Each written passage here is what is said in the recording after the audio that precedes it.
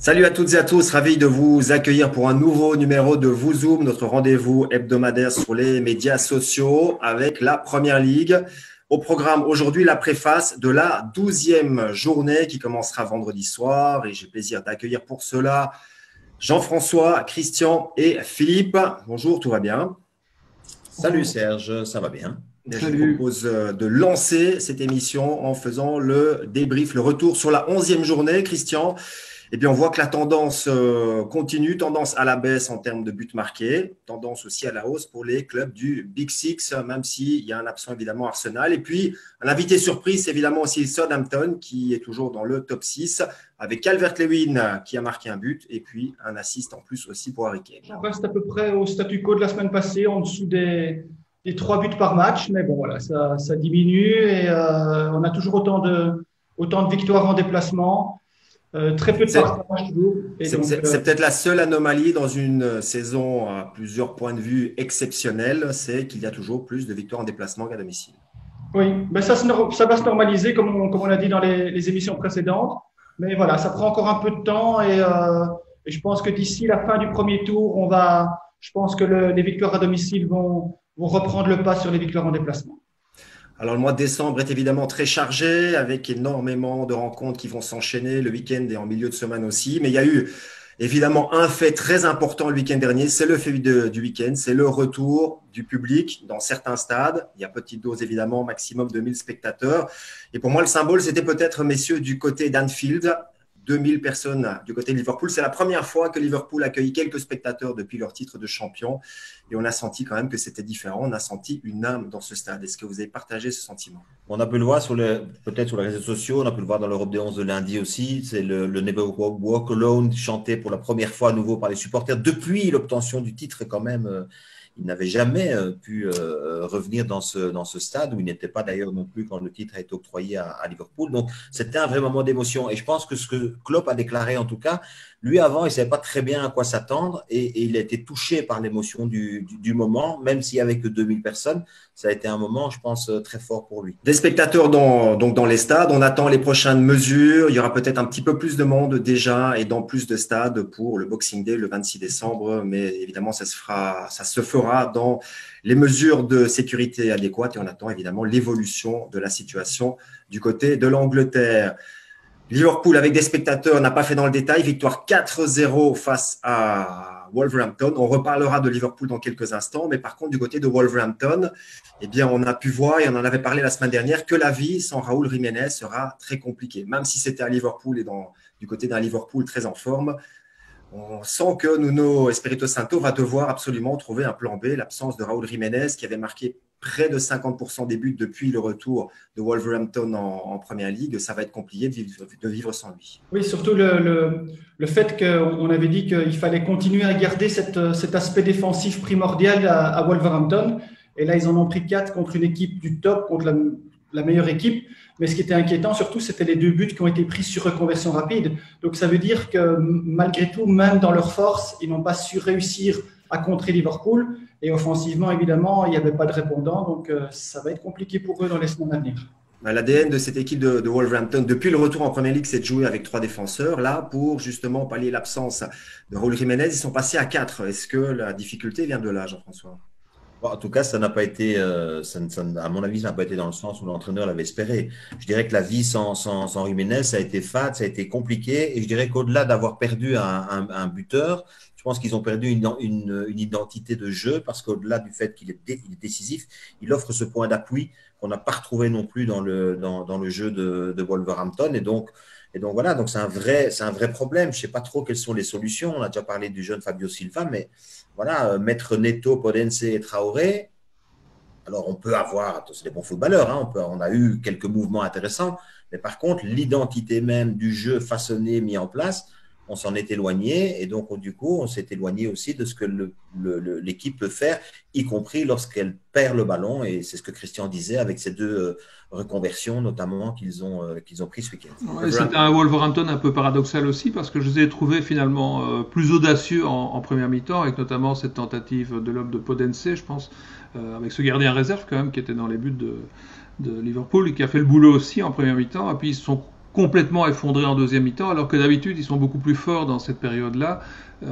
Donc paradoxal, je pense que effectivement le coach a fait des changements et ça a perturbé tout le système en fait. Ils ont dû plus faire le jeu d'une certaine manière en première mi-temps et en deuxième mi-temps ils se sont totalement perdus. Manchester United a été gagné du côté de West Ham 1-3 après avoir été mené 1-0 à la mi-temps. Est-ce qu'on peut dire que cette équipe de Manchester United est vraiment schizophrénique? Elle est capable de montrer deux visages d'un match à l'autre, d'une mi-temps à l'autre, en championnat, en Ligue des Champions, à domicile, en déplacement. On a du mal à suivre et à comprendre cette équipe dirigée par Solskjaer. C'est même l'équipe la plus schizophrénique qu'on ait jamais vue depuis qu'on commande des matchs de foot en Première Ligue. J'ai l'impression que c'est même schizophrénique d'une phase à l'autre.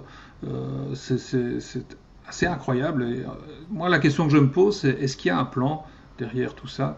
Et je pense qu'il y a pas mal de gens qui sont en train de s'interroger sur la capacité à Solskjaer d'utiliser les armes qu'il a, mais je ne sais pas si vous avez vu hier le match en Ligue des Champions, par exemple. C'est un peu affolant quand même.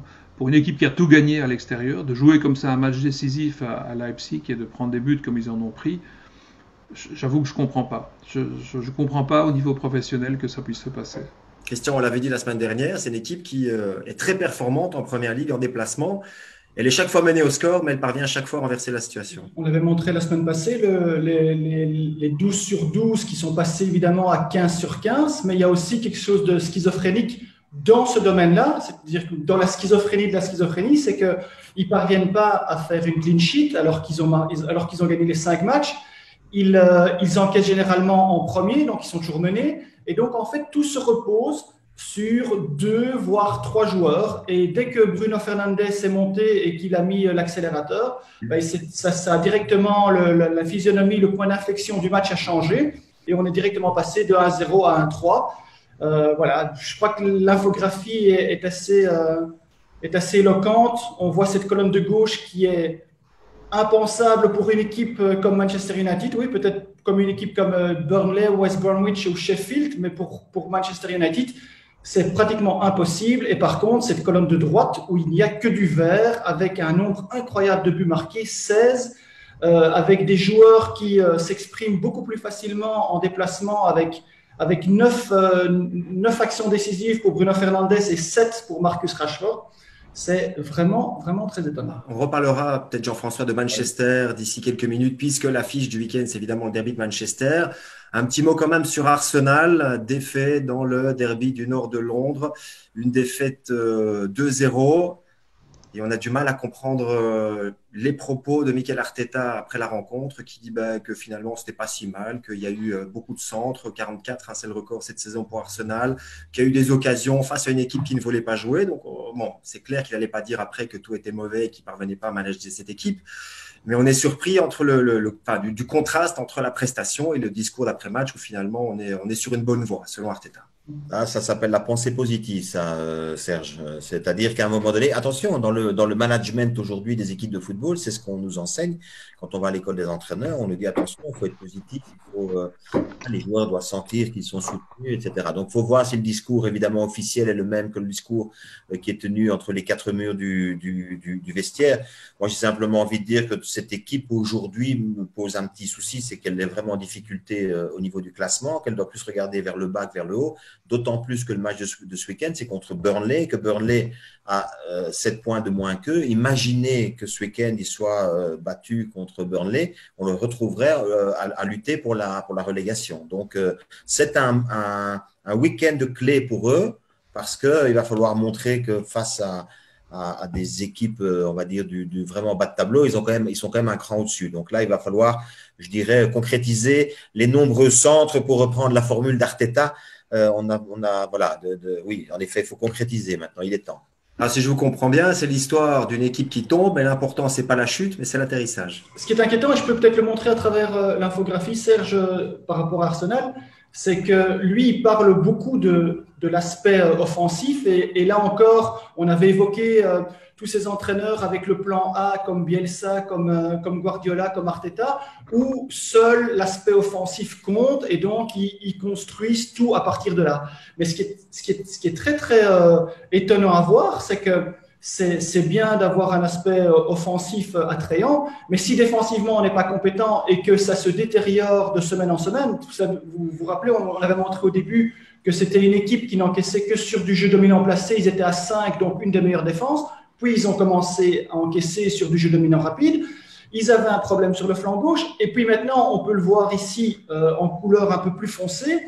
Le problème, c'est qu'ils ont pris 2 buts sur reconversion rapide en passant par l'axe contre Tottenham. Ça veut dire qu'on est déjà à 8 buts encaissés de plein jeu par l'axe. Alors, c'est vrai qu'ils n'ont toujours pas encaissé sur phase arrêtée, et ça, c'est quand même quelque chose d'important. Mais dans l'absolu, si cet aspect offensif qui est dramatique depuis plusieurs semaines est conjugué maintenant à un aspect défensif qui se détériore, waouh, il y a quelque chose qui va se passer dans les semaines à venir, à mon avis. Que c'est le pire départ d'Arsenal en championnat depuis 1981, depuis presque 40 ans. Donc, la situation est compliquée. Il va falloir se reprendre le plus vite possible et déjà ce week-end, donc face à Burnley. Alors, on avait envie d'élire cette semaine l'homme de la semaine et on a décidé que ce serait Olivier Giroud. Gary Lineker dit de lui qu'il est sans doute le plus sous-estimé de tous les attaquants de Première Ligue. Est-ce que vous êtes d'accord? D'accord, moi je suis d'accord en tout cas. Et je vais même vous dire quelque chose, c'est que j'ai énormément d'admiration pour lui. Je trouve que c'est un attaquant voilà, que j'aimerais avoir dans mon groupe ou dans mon équipe si je devais diriger une équipe. Pourquoi? Parce que au-delà de son efficacité, je dirais que ce qui est étonnant chez lui, c'est que quand vous prenez les différents domaines physiques, techniques, domaine mental, c'est-à-dire il est fort partout, ce gars. Il est fort partout. Je vois pas ce qu'on lui reproche. C'est-à-dire, je comprends pas, par exemple, que aujourd'hui les supporters français ne soient pas fiers de l'avoir. C'est un gars qui fait débat. Alors que quand vous regardez ces passages Arsenal, Chelsea, Montpellier, partout, je veux dire, il marque à peu près un but où il est décisif, en tout cas, une fois tous les 2 matchs au moins. Moi, j'irais même plus loin. Les supporters français le détestent. En fait, même pendant la Coupe du Monde, il était qualifié par les supporters comme étant l'attaquant qui ne marque jamais, ce qui était quand même très très dur pour lui. Puis c'est quelqu'un qui est passé en Angleterre par des moments vraiment compliqués dans sa vie privée aussi. Et il est toujours là avec le sourire sur le banc. Il joue 3 minutes pendant une saison à chaque match et encore. Et on le retrouve et il est inscrit à un quadruplé en Ligue des Champions. Bon, peut-être dans un match où l'enjeu n'est pas au sommet, mais moi, j'ai l'impression que c'est quelqu'un qui s'amuse, en fait. Quel que soit le temps de jeu qu'il a sur le terrain, il a ses qualités, il les connaît, il travaille, il est prêt physiquement, visiblement, quand on a besoin de lui. Et en plus, il s'amuse. C'est presque un bonheur de le voir jouer, Olivier Giroud. Il a 34 ans, il est millionnaire et dans un match de Ligue des Champions, à la 90e minute, il s'arrache pour sauter au-dessus de 2 joueurs, pour aller mettre la tête et pour donner la victoire à Chelsea. Et puis, Philippe parlait d'un match peut-être un peu moins sans enjeu, mais il faut quand même aller mettre 4 buts à Séville, qui est quand même le vainqueur de l'Europa League la saison passée. Et là, ce week-end, il marque encore. Et comme on l'évoquait dans la préparation de l'émission, voilà, c'est un joueur qui est capable de marquer dans tous les domaines et surtout d'être décisif, que ce soit dominant placé, dominant rapide, que ce soit sur une reconversion rapide, ou même quand il faut prendre les responsabilités et tirer un penalty. Franchement, il n'y a rien à ajouter quant à sa mentalité et à son implication dans les clubs où il est passé. Rien à ajouter, rien à lui reprocher. Moi, je me souviens dans une émission début de saison où on essayait de savoir qui de Werner ou d'Abraham allait jouer comme attaquant du côté de Chelsea. On avait dit avec un petit peu d'ironie, finalement, ce serait Giroud après quelques semaines. Et finalement, c'est le cas. Au moment où on dit qu'il pouvait partir, peut-être être transféré au mercato d'hiver, il marque 7 buts en 11 matchs. Et je pense que Lampard maintenant va devoir absolument le garder parce qu'il est tellement utile à cette équipe de Chelsea. Je vous propose maintenant de passer à l'affiche du week-end.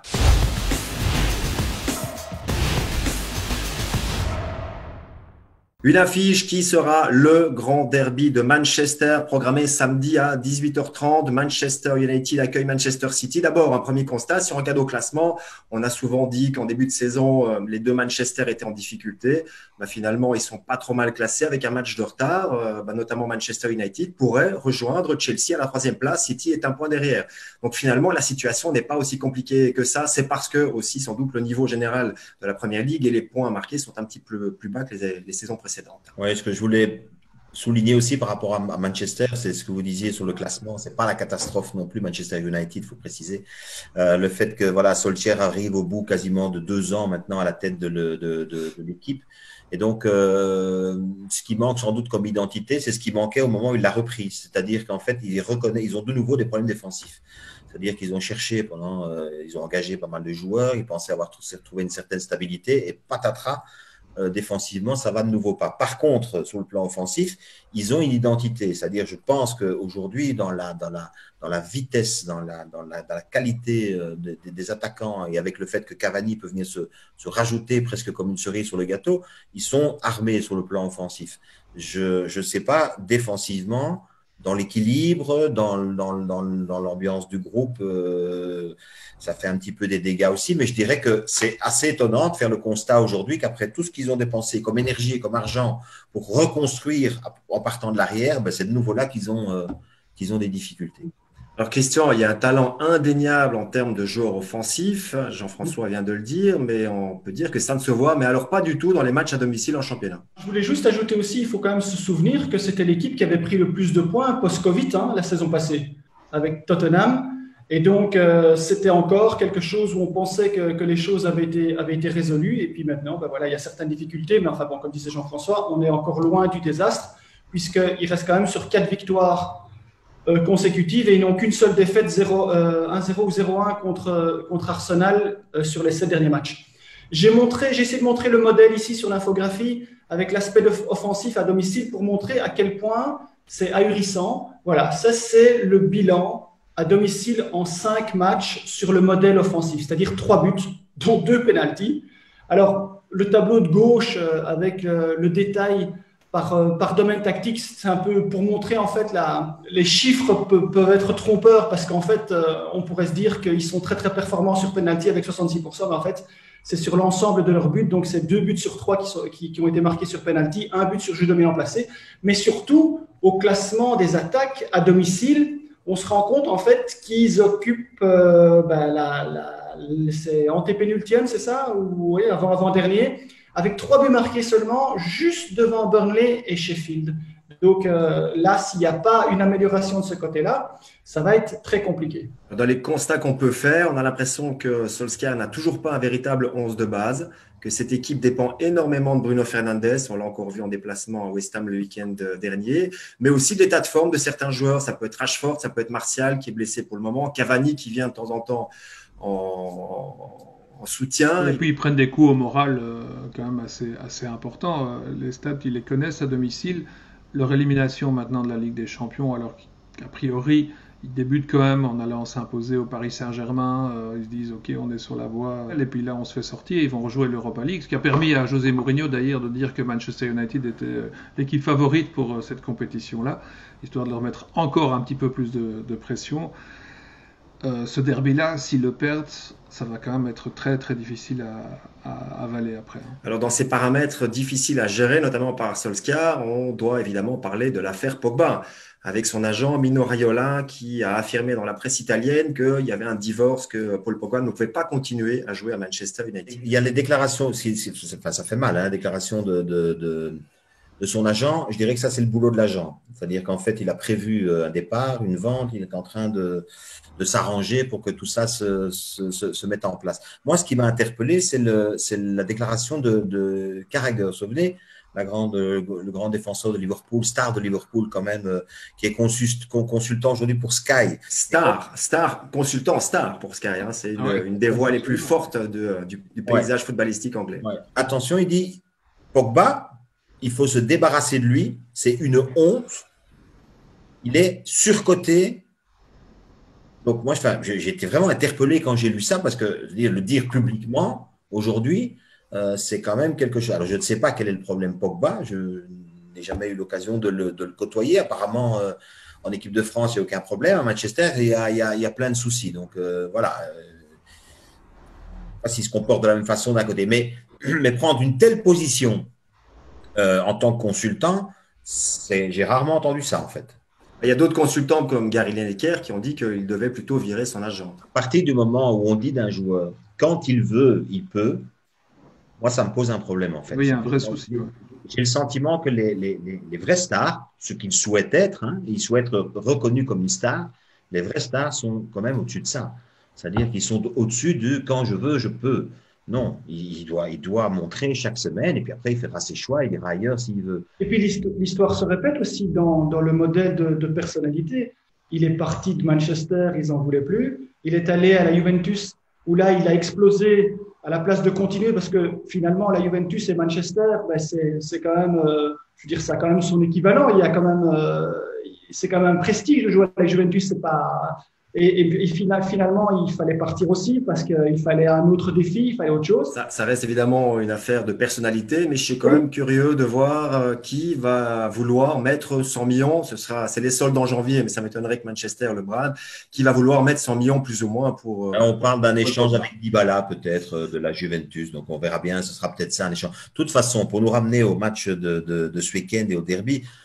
Voilà, si ce week-end il monte au jeu, il fait la différence et il marque, ben c'est bon. Ce qui est possible. Dans ce 183e derby de Manchester, on va maintenant parler des Citizens. Des Citizens qui donnent l'impression d'aller mieux et c'est peut-être cristallisé par Kevin De Bruyne. On a eu l'impression qu'il était dans un burn-out au mois de septembre, au mois d'octobre. Mais là, depuis quelques matchs, ça va mieux. Ça va mieux sous le terrain, ça va mieux aussi dans les chiffres. Oui, il a retrouvé le sourire, hein, Kevin De Bruyne. Et c'est vraiment frappant sur les 2 derniers matchs, je pense. Où d'abord il fait des performances en termes de statistiques avec des assists et des buts, et en plus il a l'air de s'amuser, et je pense effectivement que du coup c'est le signe que toute cette équipe de City va mieux et est en train de retrouver un rythme qui devrait un petit peu inquiéter Liverpool, je pense. C'est 4 matchs sans défaite, hein, pour cette équipe, donc voilà, et en plus, bon après, faut pas crier non plus à la folie, hein, c'est Burnley, c'est Fulham. Et ces 2 matchs contre Porto et l'OM.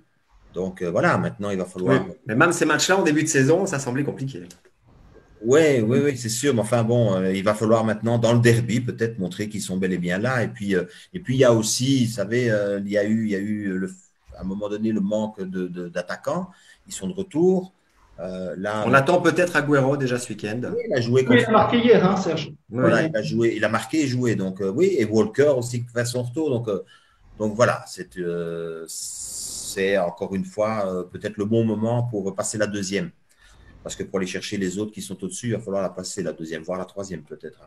Et pour donner des ballons de but à Agüero, qui pourrait donc commencer ce week-end, il y a évidemment Kevin De Bruyne, Christian, et on va voir dans les chiffres, franchement, on a retrouvé une bonne version du Kevin De Bruyne qu'on a apprécié les années précédentes et qui est évidemment le meilleur joueur anglais en titre. Bah voilà, il est impliqué dans 47% des 17 buts de cette saison, et donc voilà, c'est intéressant de voir en fait aussi que grâce à ça, Mahrez va un peu mieux. Voilà, il a marqué 2 buts, il a fait donner 6 passes décisives. Il est évidemment deuxième derrière Harry Kane qui est à 10 passes décisives. Mais voilà, dans l'ensemble, ça fait 47% des buts. Ça veut dire que voilà, il faut 1 sur 2. Il est présent et donc il a une importance primordiale dans l'aspect offensif de Manchester. Et dans l'origine des buts, on va voir que c'est assez varié, que là aussi on retrouve toutes les capacités et le côté complet du jeu de Kevin. Voilà, les 6 passes décisives en détail. Hein, donc j'ai assuré cette partie centrale entre le rond central et la ligne du grand rectangle où il voyage et où il parvient à orienter vers le sens du but et de donner des passes décisives généralement profondes. Voilà, donc j'invite le téléspectateur à regarder son positionnement et son déplacement dans cette zone-là et de voir comment il peut être décisif dans ce match contre Manchester United. Ouais, je rappelle que la meilleure connexion entre Kevin De Bruyne et les attaquants, c'est avec Agüero. Hein. Il y a une connexion entre les deux qui est parfaite. Donc ça, c'est un retour qui tombe juste bien. Attention, il y a une petite nuance, Serge, c'est quand même que 6 buts en déplacement cette saison, ce qui n'est pas énorme. Et donc, voilà, 6 buts en déplacement pour une équipe comme Manchester City, pas énorme. Très peu de buts marqués pour une équipe comme Manchester United à domicile. Si on pouvait inverser la tendance, ce serait bien pour tout le monde. Un derby reste évidemment un match à part. Malheureusement, il n'y aura pas de spectateurs à Manchester ce week-end, mais on est impatient de suivre Kevin De Bruyne et ce sera donc samedi à 18h30.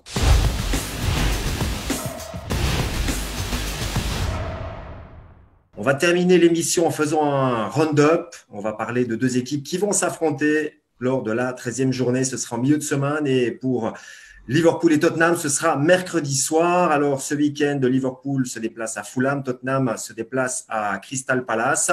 On va commencer peut-être avec Liverpool. C'est une équipe qui, à domicile, reste absolument incroyable. 64 matchs sans défaite à Anfield en Première Ligue. Ils ont gagné, je l'ai noté quelque part, 31 des 32 derniers matchs à domicile avec un Mohamed Salah qui a déjà marqué 52 buts dans ce stade mythique. Voilà, comment peut-on faire dérailler cette équipe qui, à domicile, écrase tout son passage? Il faut demander à José, il va savoir, José Lissé. José, il va dire, voilà, prenez les ballons, vous pouvez prendre les buts à la maison, vous pouvez prendre le quart, vous pouvez tout prendre, mais moi, je retournerai avec le quart, il va d'abord rester dans le rectangle de José pendant les 90 minutes. Bon, en tout cas, pour Liverpool, avec tous les blessés, on peut dire que cette équipe a retrouvé l'équilibre. On parlait du process, qui est plus important que les joueurs la semaine dernière. C'est le cas, puisque notamment sans Van Dijk, il n'a encaissé que 6 buts sur les 11 derniers matchs, toutes compétitions confondues, avec 6 clean sheets. Donc, voilà, à ce niveau-là, ça va quand même plutôt bien pour l'équipe de Jürgen Klopp. J'attends de voir la nouvelle défense. Ils vont être ma contribution, puisque j'attends de les voir ici, justement, face à Kane, face à Son, voilà, ce sera un bon test pour voir si oui ou non Van Dijk peut prendre le temps de sa revalidation. Ce qui est étonnant, c'est qu'on avait montré au début de saison les circonstances favorables défensives où ils avaient 55% des buts. À partir du moment où ça s'équilibre et qu'ils ont moins entre guillemets de malchance d'encaisser des buts, voilà, ils ont 6 buts sur les 11 derniers et on voit quand même que ça c'est le synonyme d'une mise en place générale qui est quand même solide et qui a des bases qui ne peuvent être que perturbées que s'il y a des circonstances vraiment exceptionnelles comme lors du match d'Aston Villa. Sinon c'est solide comme tout. Ça va être d'autant plus intéressant que là, ils vont être confrontés à cette équipe, c'est pas pour ce week-end, mais c'est pour le milieu de semaine, cette équipe de Tottenham qui est redevenu un monstre avec très très peu d'occasions. J'ai fait le compte, sur les 5 premiers matchs, c'est 40 tirs cadrés, ils marquent 15 buts, mais ils prennent que 8 points sur 15. Sur les 6 matchs qui suivent, il n'y a que 17 tirs cadrés, ils marquent 8 buts, ils prennent 16 points sur 18. Et donc, cette défense dont Jean-François parlait de Liverpool, qui reste malgré tout un petit peu expérimentale, va devoir faire face avec une équipe qui va avoir le ballon et qui va dominer, qui va avoir la possession, à une équipe en face d'elle qui va faire des contres merveilleux et monstrueux et très très difficiles à gérer. Et il leur en faut 2-3 pour marquer 2 buts. C'est vraiment un match que j'attends avec beaucoup beaucoup d'impatience. On rappelle que les Spurs n'ont plus encaissé depuis 4 matchs face à City, face à Chelsea, face à Arsenal. Ils n'ont eu qu'un peu plus de 30% de la possession du ballon face à Arsenal le week-end dernier en gagnant 2-0. Donc c'est l'équipe la plus pragmatique du moment. C'est évidemment l'équipe la plus mourinienne. Et il espère diminuer encore cette possession de balle contre Liverpool. Mais ça, c'est un travail qui fait à l'entraînement. Il essaye à chaque fois de faire de moins en moins de possession. Et puis, on va dire que le nouveau modèle de cette équipe, le joueur à la mode, le joueur de tout le monde parle, c'est Pierre-Emile Højbjerg. Ce milieu défensif, qui n'est pas du tout dans la créativité du jeu, mais qui est là pour être le pare-choc devant la défense. Voilà, ça veut dire que Mourinho est de nouveau à la mode avec des joueurs comme ça maintenant qui sont cités en exemple. Mais ça dépend toujours du contexte, parce que j'ai vu le même joueur avec le Danemark contre la Belgique. Mais il y a le contexte Mourinho, c'est bien ça qui fait la différence. C'est la pièce dans un puzzle, c'est pas la pièce toute seule dans ce cas-ci. Et donc, du coup, c'est aujourd'hui la construction qui a été faite. Après, cette construction-là, et avec la valeur des joueurs, mais vous enlevez les deux de devant, là, et tout revient à la normale. Donc, c'est aussi l'exceptionnel qu'il faut pouvoir souligner. C'est ce duo entre Kane et Son. Christian a déjà montré des infographies à leur sujet, etc. Mais ça, c'est l'exceptionnel. Le reste, ils font le job, ils font le boulot. Est-ce que ça veut dire que Tottenham est en surproduction pour le moment? Non, je ne pense pas, moi. Moi, je pense que oui, un peu. Ça se verra évidemment sur la durée, dans les prochaines semaines, avec notamment déjà ce match. C'est le choc des deux mondes, par contre, ça on peut le dire, entre Klopp, entre Mourinho, entre deux philosophies tout à fait différentes. Je pense que le piège pour Mourinho, il est le même comme toujours, c'est d'avoir trop confiance dans son système. C'est pas que lui qui tombe dans ce piège-là, mais Mourinho est tombé plusieurs fois dans ce piège-là. Alors ce Liverpool-Tottenham, donc programmé mercredi prochain, mais avant cela, il y aura la 12e journée. Ça commence vendredi soir avec Leeds face à West Ham. Les autres rencontres le samedi, le dimanche, le grand derby de Manchester samedi à 18h30. Un programme une nouvelle fois merveilleux. Un décembre particulièrement chargée, particulièrement fournie, avec beaucoup de passion, avec beaucoup d'émotion. C'est ça la Première Ligue. Sur vous Sport World, merci Jean-François, merci Christian, merci Philippe. On vous souhaite un excellent week-end et à très bientôt. Bye bye.